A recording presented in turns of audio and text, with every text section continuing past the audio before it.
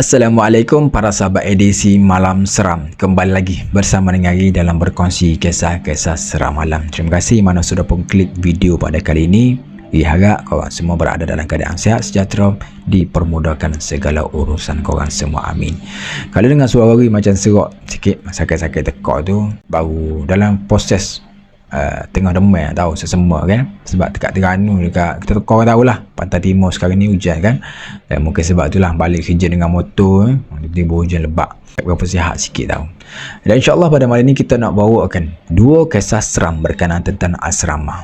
Adalah komen, baca satu komen dekat punya video, suruh buat kisah seram asrama, benda-benda asrama ni, katanya mengimbau kembali kisah-kisah yang mana kita duduk dekat asrama dulu. Untuk mereka yang pernah penghuni, bekas-bekas penghuni asrama tu dulu, dia tahulah kisah-kisah pedih, duka, lara dan semualah, lagi-lagi kisah-kisah nak asrama ni yang banyak berlaku dekat asrama tahu.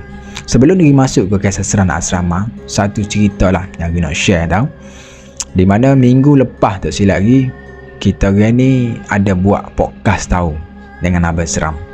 Dan untuk nak siapkan cerita yang dirasa dalam 30 minit macam tu, dekat 4-5 kali juga rekod tahu baru siap. Dan video yang Abang Seram post dekat channel dia adalah salah seorang ni, dia komen tahu dekat dia punya video tu, katanya dia ada terdengar satu suara perempuan yang macam suara yang garau tahu, perempuan yang sedang meraung pada masa tu. Tapi satu kali lah dia dengar, dia komen lah kat Abang Seram tu. Jadi kita hari ni pun check lah, kup lah kita hari ni ada letak sound apa-apa. Memang confirm ni kita letak sound, sebab tu video Abang Seram kan, Abang Seram pun bagi tahu memang dia letak sound. Dan suara itu dengar memang confirm daripada video ni tahu. Dan bila dia dengar macam ya Allah, tiba-tiba rasa meremang balik macam Dan suara ni dia pernah dengar dulu, dah lama dah sebenarnya dengar, tapi dengar di luar rumah, bukan di dalam rumah. Tapi pada kali ni dia dengar suara tu macam duduk di area ataupun dekat dalam rumah ni ya. Dia rekod pada masa lebih kurang dalam pukul 11 tak silap lagi macam tu. Dan dia confirm lah semua keluarga dia dah tidur semua. Dan suara yang korang dengar tu, okay, dia punya macam orang merau.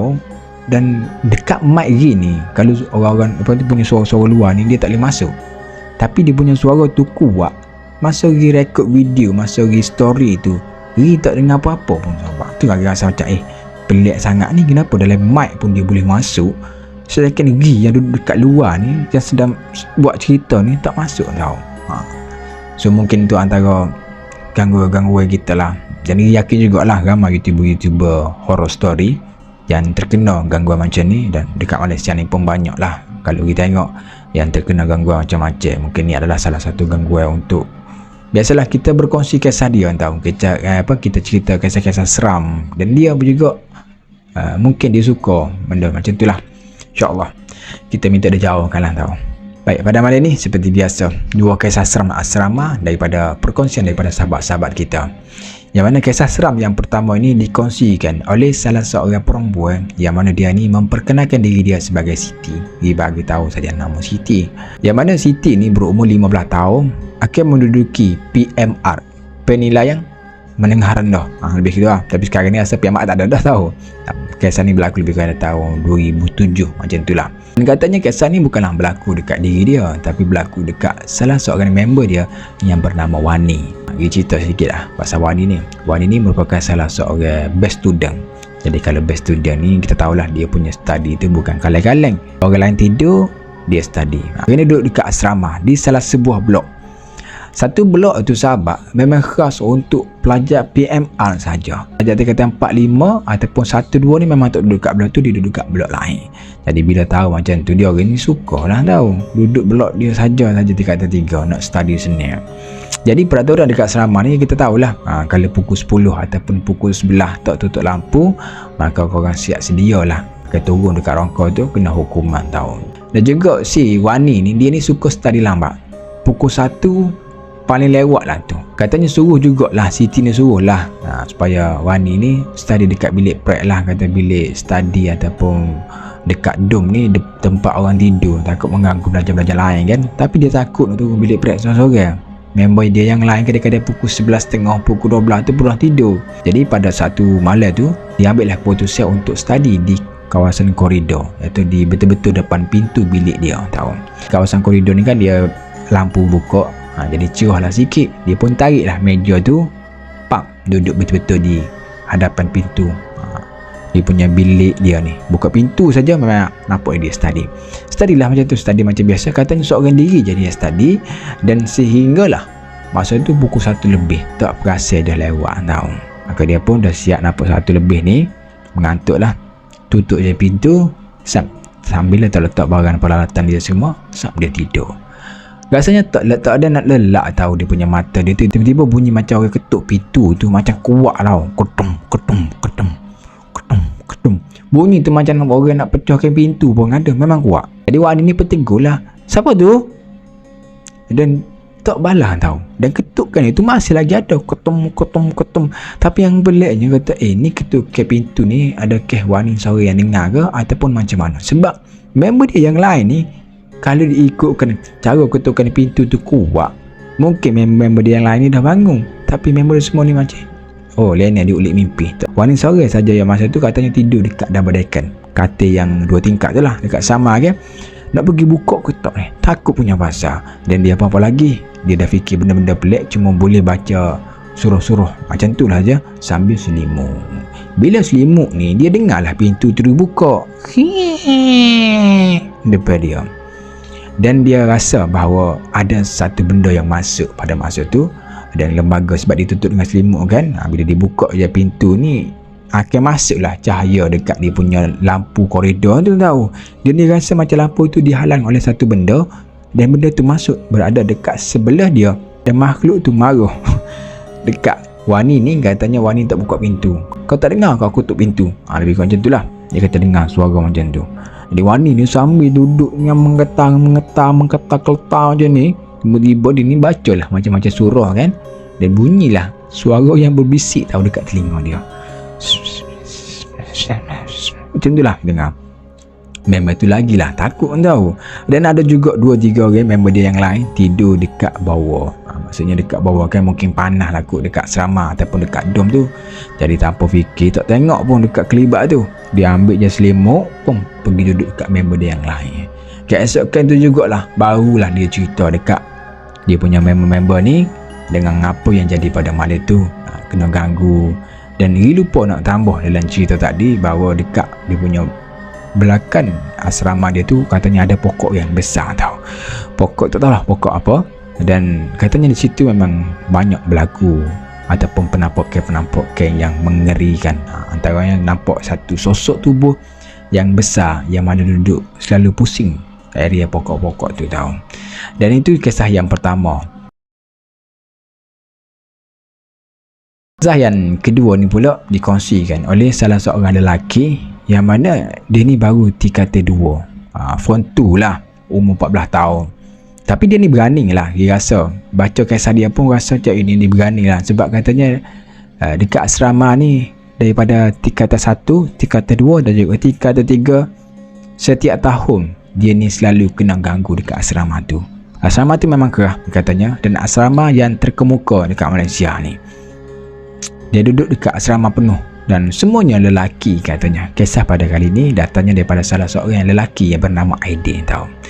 Aidin ni dia duduklah satu dom, yang mana dom ni untuk 20 katil double decker. Bukan 10 katil double decker lah. Jadi 20 katil ada, betul tak? 20 katil je untuk 20 orang. Jadi kalau 20 orang ni kira ramai jugalah satu dom tu. Mungkin ramai. Dan member dia yang lain ni duduk dekat dom satu lagi. Member dia ni duduk kat dom ni ataupun dom A ni, atau member dia yang lain duduk kat dom B. Jadi setiap malam ni dia akan pergi lepak dekat dom B ni yang ada member dia ni. Dan banyak jugalah dia tidur dekat situ. Katanya pada malam kejadian tu, masa ni tingkatan 2 lah, tahu. Dia pergi tidur lebih kurang dalam pukul 11.30 dia tidur macam tu. Pukul 1 dia tersedar sebab apa? Dia dengar macam orang dia punya goncang dia punya katil dia. Sebab katil macam biasa, selama ni memang katil banyak yang double decker. Jadi kalau katil banyak double decker ni macam atas kosong. Jadi pada malam dia orang tidur tu, dia cuma rapat-rapatkan katil. Cuma 2-3 orang saja yang tidur atas katil tu, yang lain semua tidur dekat atas dia punya lantai. Dia pun pernah tidur dekat atas lantai ni, memang sedap sebab sejuk. Lagipun Dia betul-betul nak bagi kena dia punya kipah dia tahu. Tapi kalau tidur dekat atas katil ni mungkin ada jauh dengan kipah, tak kena kipah, mungkin sebab itulah dia ni tidur lah, tiba-tiba dia punya katil dia tu macam orang goncang tahu, kutuk goncang. 1 kali 2 3 kali tak apa lagi, katanya benda ni berlarutan hingga ke 30 minit tahu kena goncang. Kena goncang ni dia marah lah. Dia ingatkan member dia yang goncang katil ni. Marah punya member dia ni, rupa-rupanya dia pergi internet nampak member dia yang semua ni dah tidur tahu. Tak ada satu orang pun yang goncang dia punya katil dia. Macam biasa dia pun tidur. Benda tu berlarut rasanya mak hari pertama tu tak ada, dan hari yang kedua dia masih lagi kena gangguan yang sama. Katanya katilnya tu digoncang. Bila dia tengok saja memang tak ada kelibat member dia, apalagi siapa-siapa dak. Sehinggalah petang tu katanya balik sekolah, adalah salah seorang senior dia. Senior ni ada antara dia punya dom. Dom yang ni lah, yang ada member dia tadi lah. Dan dia pergi bagi tahulah dekat ID ni. Dia kata, malam semalam kau tidur dengan siapa? Lepas tu ID ni pun cerita lah, kata tak adalah, dia tidur seorang saja atas hati. Hari yang kedua tu memang dia tidur seorang diri lah. Katanya member ataupun senior ID ni, dia kata pada malam tu dia nampak lah dalam keadaan gelap kan, tapi masuk jugalah cahaya-cahaya daripada lampu-lampu luar. Katanya sebelah kau semalam ada orang aku tengok, tapi bila aku buka je lampu, benda tu dah tak ada. Dengar je apa yang senior bagi tahu ni, macam dia kompon lah malam tu memang dia tidur seorang. Tapi ID ni punyalah berani, katanya dia pada malam hari yang ketiga dia nak buat tidur-tidur ayam. Dia nak tengok betul ke apa yang sini tu bagi tahu ada orang yang duduk sebelah dia. Tapi dia pun was-was dah, sebab yelah dengan goncangan katil tu pun dia dah rasa macam ada benda yang berlaku kan. Tapi katanya dia tak percaya, dia nak tengok dengan mata kepala dia sendiri, barulah dia percaya sabar. Jadi pada malam yang ketiga tu, maka dia start lah operasi dia. Tidur macam biasa, tidur ayam tau. Dia tidur pukul 11.30, pukul 12 je tu lah. Dan pukul 11, yes memang betul sahabat, berlaku pula satu lagi goncangan katil. Dan bila berlaku goncangan katil ni, dia buat tak layak je, dia tak tengok dekat bawah. Dan bila selepas daripada tu lah, dia rasa macam dah ada orang yang duduk dekat sebelah dia tahu. Kan kalau orang pergi duduk sebelah kan, dia punya tilang dia tu kan macam berkahau duduk kan, rasa lah macam dia rasa kelibat tu macam tidur betul-betul sebantai dengan dia. Apa lagi, ID ni nak teranglah pusing, nak tengok betul ke apa yang sini tu bagi tahu. Dia pusing saja, paling je betul lah, memang dia bertentang mata dengan makhluk tu. Tak tahu bukan pocong, rasanya bukan juga Pontianak. Katanya mata dia ni macam jatuh aja tu, dan sambil tersenyum sini dengan rambut yang mengerpang, pakaian yang berwarna hitam tahu. Terkejutlah member tu, dia tolak benda tu sampai jatuh ke bawah, dan dia teruslah keluar daripada dom yang memang member dia tu turun masuk ke dom asal dia tahu. Dan selepas daripada seminggu juga, apa kata ID ni, dia tak tidur dekat atas tu. Tapi gangguan itu, dia kata gangguan yang biasa yang berlaku, tapi tak adalah seteruk tu. Tapi penampakan itu biasa, sebab dia daripada tingkatan 1, tingkatan 2, tingkatan 3 kena gangguan macam tu. Mungkin dia anggap sesiap asrama ni kalau kena ganggu dan kena rasuk itu adalah benda yang biasa, tahu rakan sahabat. Jadi itulah sebersikit kisah seram yang berlaku dekat asrama, yang mana kita sendiri tahulah asrama ni memang tak boleh lari daripada kisah-kisah seram tahu. InsyaAllah kita akan berkongsi lebih banyak lagi kisah seram, dan nak buat banyak tampil sebenarnya, tapi sakit tekok kan.